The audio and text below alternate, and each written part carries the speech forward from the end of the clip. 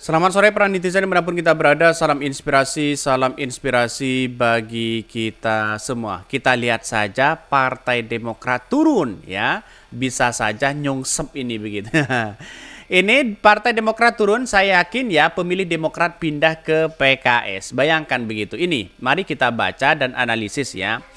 Partai Demokrat di sini begitu kan ya, itu 4,8% yang seharusnya 9% kalau nggak salah begitu kan ya, dan sekarang 4,8%. Artinya Pak SBY turun gunung ya, bisa saja Demokrat tidak lolos di parlemen. Ini hanya selangkah lagi begitu kan. 4,8% di situ begitu. Sedangkan P3 ya sudah dipastikan tidak bisa masuk di parlemen begitu kan ya, karena 3,5 elektabilitasnya. Padahal itu sudah Pak Sandi ya, sudah semuanya di situ begitu kan, tidak punya pengaruh besar kepada konstituen yang ada di bawah di situ begitu kan. Partai Demokrat, Partai PAN 5,2%. Ya bisa saja ya, dari PAN ya, terus kemudian Demokrat, P3 ya, kemudian ke bawahnya mereka tidak akan lolos di parlemen. Kita akan buktikan aja mereka begitu. Wajar ya. Kalau Pak SBY sekarang turun gunung katanya begitu kan ya, demi ya memenangkan Prabowo. Nggak kebalik ya. Dengan adanya survei seperti itu, jangan-jangan ya Pak SBY turun gunung untuk ya bisa lolos di parlemen lagi begitu kan. Bisa saja seperti itu begitu kan. Jadi artinya apa? Walaupun turun gunung sana sini begitu kan ya, Pak SBY itu tidak punya dampak di masyarakat begitu kan ya. Akibatnya apa? Ya menjadi capres saja, menjadi presiden saja begitu kan. Kegagalan Hambalang di situ sudah muncul di situ begitu kan ya. Gimana di situ begitu kan? Kok mangkrak banget begitu kan?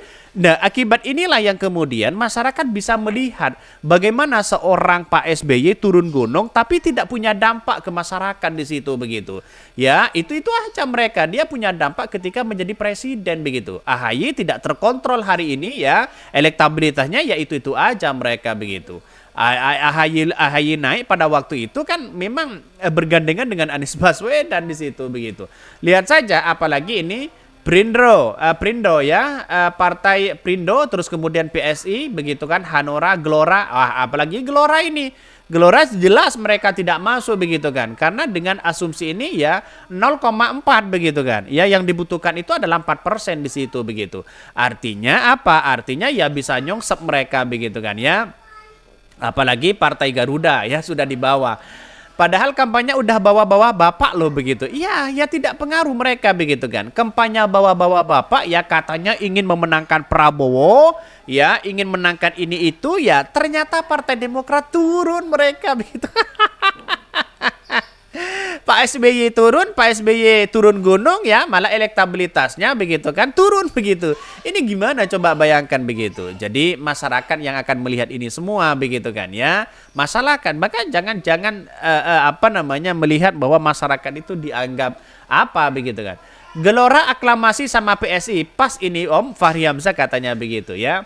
Dapat limpahan suara sementara Partai Demokrat anak baru harus bersaing sama partai penguasa. Apes deh sikrat begitu kan ya. Katanya begitu. Ini komentar-komentar netizen loh begitu.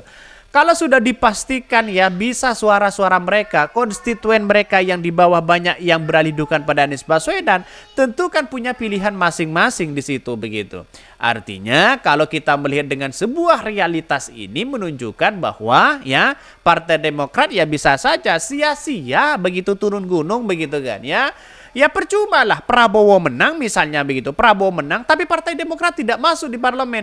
Kan percuma juga mereka. Aspirasi rakyat mau disampaikan pakai apa coba bayangkan. Yang diperjuangkan Partai Demokrat apa coba bayangkan begitu kan. Apakah taruhannya adalah seorang menteri? Apakah pertaruhannya harus menjadi ini menjadi itu ya. Ini gimana begitu kan. Ya kasihan ya, kasihan ya. Di bawah 4% itu sudah tidak masuk di situ. Ya rupanya tanda-tandanya di situ ya akan kelihatan banget ya bahwa Partai Demokrat apakah lolos di parlemen atau tidak begitu kan. Ya kita tunggu saja bagaimana presidensial parlemen ini begitu kan ya akan menguncang begitu kan. Apakah hanya 6 orang yang akan lolos di situ begitu. Ini banyak sekali pro dan kontra di situ begitu. Mari kita baca begitu kan ya. Ini ulasan yang cukup menarik begitu kan ya. Ini Bahkan saya kutip dari CNN Indonesia, survei CSIS ya PDP teratas, PKS ungguli PKB dan Nasdem ya, bayangkan begitu. PKS ya semakin tinggi di situ begitu.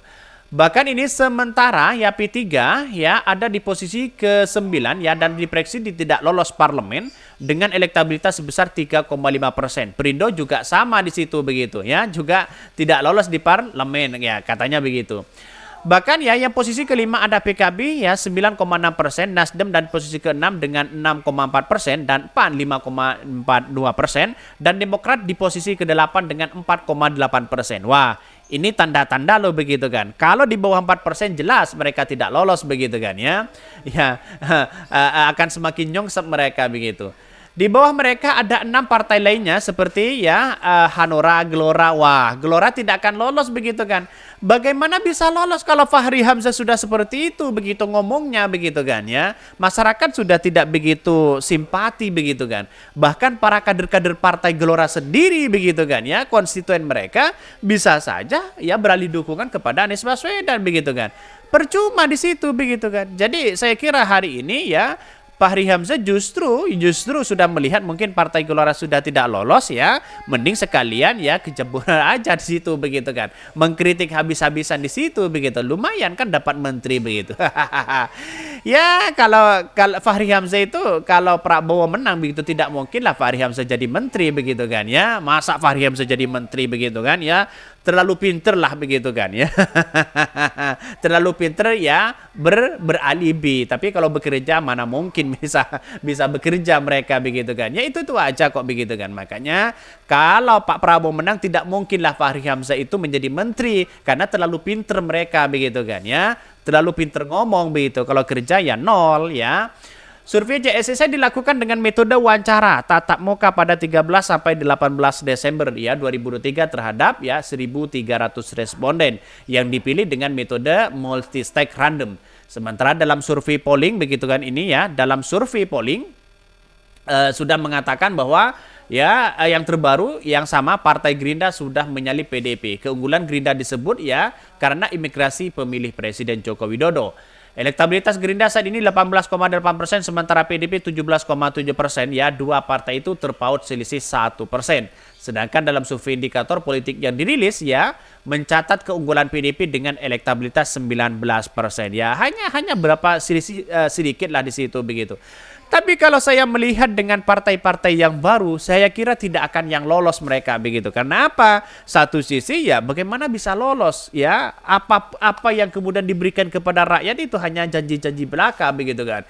PSI akan menggratiskan BPJS. Ini logikanya kan salah di situ begitu kan. Mana mungkin BPJS akan akan digratiskan semua begitu kan ya. Tidak mungkinlah di situ begitu kan. Jadi artinya apa? Artinya memperjuangkan sana sini boleh-boleh aja, tapi harus sesuai dengan ya rasionalitas di situ begitu kan. Kalau hanya janji-janji siapapun bisa di situ begitu kan ya. Yang namanya janji politik itu tidak bisa dipercaya. Apalagi Gelora yang tidak punya ya gagasan masa depan, janji politiknya apa begitu kan ya, yang diperjuangkan di situ begitu. Ya malah setiap harinya wakil ketua umumnya ya mengkritik habis-habisan sana sini begitu. Mana mungkin ya masyarakat akan memilih itu begitu. Oke, mungkin itu yang kami sampaikan ya, tonton terus channel Hodari Podcast Rakyat ini karena ada berita-berita menarik dan viral setiap harinya. Salam para netizen, salam inspirasi bagi kita semua. Jangan lupa di subscribe channel YouTube Hodari Podcast Rakyat ini.